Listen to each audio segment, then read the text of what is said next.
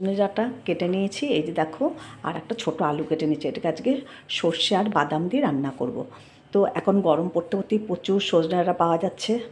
সজনে ডাঁটা দিয়ে সব কিছুই করে খাওয়া যায়, তিতের ডাল সজনে ডাঁটা দিয়ে, সর্ষে দিয়ে, এমনকি মাছের ঝোলেও দিয়ে খায়। তো যাই হোক, আমি আজকে সর্ষে আর বাদাম দিয়ে রান্না করবো। আর দুটো নিয়ে নিয়েছি কাঁচা লঙ্কা, ভালো করে একটা মিহি পেস্ট করে নেব, ভিজিয়ে রেখে দিয়েছিলাম। আর একটু নুন নিয়ে নিলাম। আর এদিকে সজনে ডাঁটা আর আলুটা কেটে রেখে দিয়েছি ধুয়ে টুয়ে। আর এদিকে অল্প করে তেল নিয়ে নিয়েছি, একটু সর্ষে, একটু আমি একটা শুকনো লঙ্কা ছোট্ট দেখে দিয়ে দিলাম ফোড়ন। এই যে কড়াই গরম হয়ে গেছে, ফোড়নটা হয়ে গেছে। এবার সজনাটা আর ছোটো একটা আলু নিয়ে নিয়েছি, এটাকে কড়াই দিয়ে দিলাম। ভালো করে নাড়িয়ে চাড়িয়ে সামান্য একটু নুন, একটু হলুদ দিয়ে দেবো। সর্ষের মধ্যে একটু নুন দিয়ে নিয়েছি, আর এই সজনাটার ওপরে একটু নুন আর হলুদ দিয়ে ভালো করে নাড়াচাড়া করে ঢেকে রেখে দেবো। পরিমাণ মতন একটু হলুদও দিয়ে দিলাম। সব কিছু মিশিয়ে আবারও নাড়াচাড়া করে একটু ঢাকা দিয়ে কিছুক্ষণ জন্য রেখে দেবো। দেখো ভালো করে নাড়াচাড়া দিয়ে নিয়েছি। এবার টমেটোগুলো সরু সরু করে কেটে নিয়েছি, টমেটোটা এর মধ্যে দিয়ে দিয়েছি। আর সজনে ডাঁটাটা আমি ঢাকা দিয়ে রেখেছিলাম। এবার সামান্য একটু আমি এর মধ্যে জল দিয়ে দেবো। জল দিয়ে ঢেকে রেখে দেবো, ডাঁটাটা আরও তাড়াতাড়ি একটু সিদ্ধ হয়ে যাবে। দেখো কষাতে কষাতে ঢেকে ঢেকে কিন্তু প্রায় হয়েই এসেছে। এবার একটু এর মধ্যে অল্প করে আমি একটু জল দিয়ে দিলাম, আবারও ঢেকে রেখে দেবো।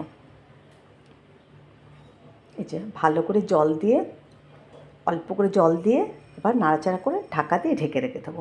আর এদিকে পেস্টটা আমি করে নিয়েছি, সর্ষে আর বাদাম আর কাঁচা লঙ্কা, এই পেস্ট করে নিয়েছি, একদম মিহি করে পেস্ট করেছি।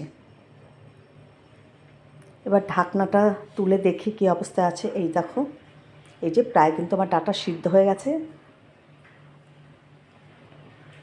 এ দেখো শুকনো হয়ে গেছে, যে জলটুকু দিয়েছিলাম এটা কিন্তু পুরোই শুকিয়ে গেছে। এবার আমি যে সর্ষেটা করে রেখেছি এটা দিয়ে দিলাম। এর মধ্যে কিন্তু আমি আজকে পোস্ত দিইনি, সর্ষে আর বাদাম দিয়ে করব। ভালো করে এই যে মাখিয়ে দিলাম, আর জারটা ধুয়ে সামান্য একটু জল দিয়ে দেবো। এই যে আর কিন্তু জল আমি দেবো না, এটুকুই জল দেবো, আর সামান্য একটু ওপর দিয়ে চিনি দিয়ে ঢেকে রেখে দেবো কিছুক্ষণের জন্য।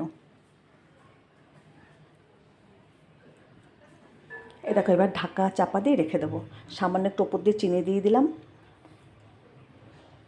এবার একটু নেড়ে দেবো, নেড়ে দিয়ে ঢাকা দিয়ে কিছুক্ষণ রেখে দিলেই সজনে ডাঁটা দিয়ে আর সামান্য একটু আলু দিয়ে, সর্ষে আর বাদাম দিয়ে রেডি হয়ে যাবে। আর দারুণ লাগে খেতে, এরকম সর্ষের মধ্যে একটু তুমি বাদাম দিয়ে খেয়ে দেখবে, দারুণ লাগে। কারা কারা এইভাবে খেতে ভালোবাসে। আমি একদম আজকে এটা শুকনো করবো না, অন্য দিন আমি খুবই শুকিয়ে ফেলি, একদম শুকনো করে আজকে একদম গা মাখা রাখবো। দারুণ লাগে খেতে। এই দেখো একদম রেডি হয়ে গেছে, সজনে ডাঁটা সর্ষে দিয়ে একদম রেডি।